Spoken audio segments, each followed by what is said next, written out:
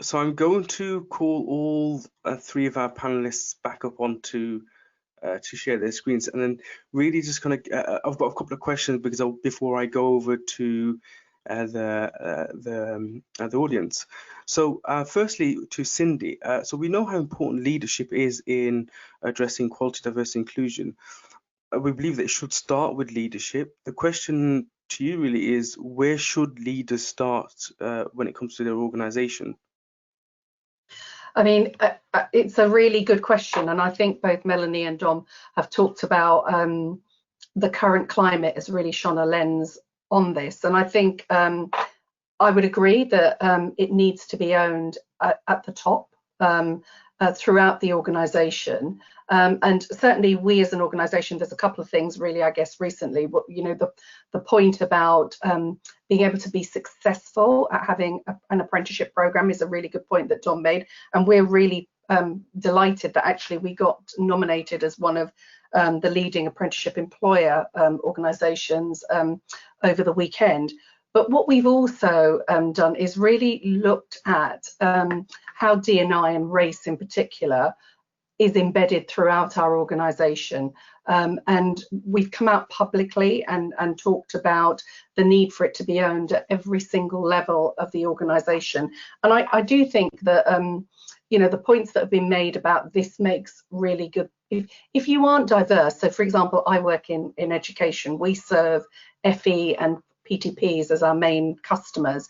30% of students who go through FE are from a diverse background. If we as an organisation aren't diverse, then we're not going to be well placed to really be thinking about those learners in terms of access and inclusion. So I think leadership is about making sure, and I think some of this has been said, that you've got the data and you've got the transparency, but actually data on its own is not enough. You need accountability, and that accountability is either within the organisation and the leadership within the organisation, but I also think there's a role to play where organisations hold each other to account. So that point about networking and kind of peer review and peer sharing of best practice.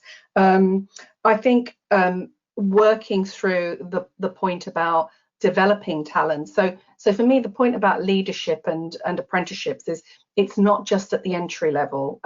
What we want to see and what we should be seeing is more BAME apprenticeships at the higher levels. So actually taking on those bigger programs with the kind of more prestigious and SME organizations. So it's not just the entry level, because we can all tick a box that says, yeah, X% is from a BAME background, but it's the aspiration and the ambition, and that's about sponsorship and awareness that some of those opportunities are available. And I think organisations could look to sponsor. So the privilege pledge is something where leaders in an organisation make a commitment to sponsor somebody or mentor somebody from a BAME background. The advantage of that is actually you're learning from each other about the business.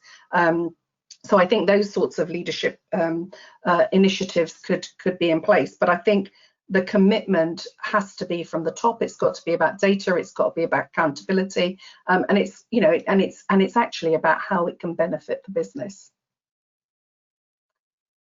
Okay. Thank you very much. Just a quick question on leadership again, one more time. Yeah. For yourself, Cindy, is there a specific thing? So if there's one piece of advice you'd give, or one or two pieces of advice you'd give a leader within an organization, so for example, it could be what I've seen is in terms of commitment to having an outreach program to diverse communities, but if there's a specific advice that you'd give to leaders, so this is leaders of the organization around apprenticeships, but also about the diverse and social mobility side of it. So because coming back to the topic of leading by action, not words, is there anything beyond the words that they could potentially get into?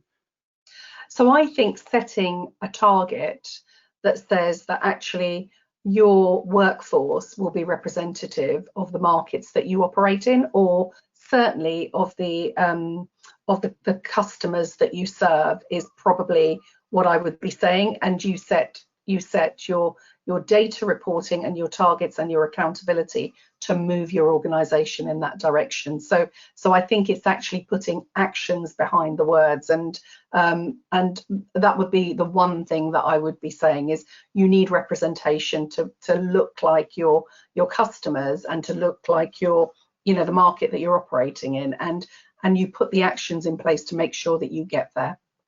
I also think, though, I mean, if I could pick one other, I think the power of sponsorship and mentoring is also really, really important. I think that sponsorship happens invariably, and it's happened around the 30% club with women, where we have seen a shift in the dial. I don't think there is enough of that that's done of, you know, talented BAME young people, but also it's just, this discussion is not just about young people, it's also about adults, and upskilling and reskilling. Yeah, no, I agree with you there. Thank you very much for that.